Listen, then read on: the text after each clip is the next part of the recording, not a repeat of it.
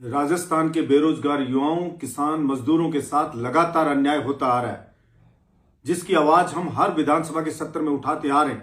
सरकार से मांग करते आ रहे हैं कि देश में 22 से 23 राज्य ऐसे हो गए जिसमें राजस्थान के युवाओं का सिलेक्शन रेट 0 है, यानी एक भी राजस्थान के युवा को रोजगार नहीं मिल रहा है। इसलिए हमने मांग की कि या तो केंद्र सरकार ऐसा कानून बनाए जिससे कि वो कानून बनाए अलग अलग स्टेट में वो निष्प्रभावी हो और राजस्थान के जवानों को भी वहां नौकरी मिले, या फिर राजस्थान की सरकार बिल ला करके कानून बनाए जिसमें सरकारी भर्तियों में 90 से 100% राजस्थान के स्थानीय युवाओं को रोजगार मिले, प्राइवेट कंपनियों में कम से कम 75% का आरक्षण हो और राजस्थान के अंदर समुचित सरकारी भर्तियों की नौकरियां सरकार निकाले। क्योंकि 4 साल तक कोई भी सरकार बने, चाहे किसी भी पार्टी की, भर्तियां निकालते नहीं है। चुनाव का वर्ष आता है तब भर्तियां निकलती हैं तो क्या तो पेपर लीक हो जाता है, क्या भर्ती कोर्ट में फंस जाती है और युवाओं को नौकरी मिलती नहीं है। इसलिए हमने सरकार से बार बार ये मांग की है कि सरकार कम से कम 5 लाख भर्ती एक साथ सरकारी निकाले और उसके लिए डेट दे, कैलेंडर जारी करे। सरकार 2 महीने के अंदर अंदर भर्तियों का जो उन परीक्षाओं का परीक्षा करवाए, उनकी 4 महीने के अंदर रिजल्ट निकाले और 6 महीने के अंदर उनकी ज्वाइनिंग दे।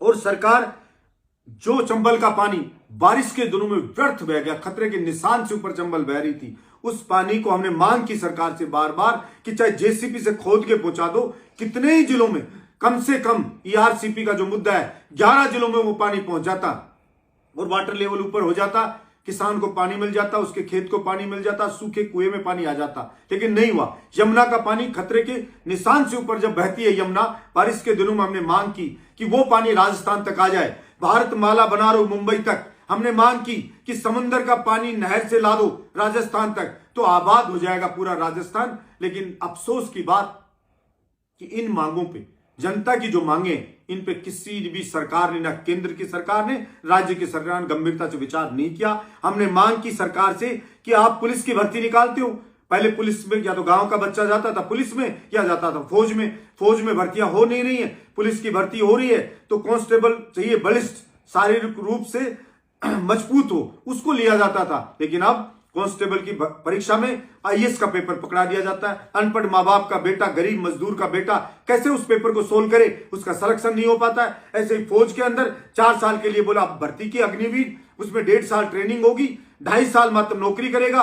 12वीं क्लास का पढ़ने वाला बच्चा 2.5 साल में रिटायरमेंट होकर के घर आ जाएगा।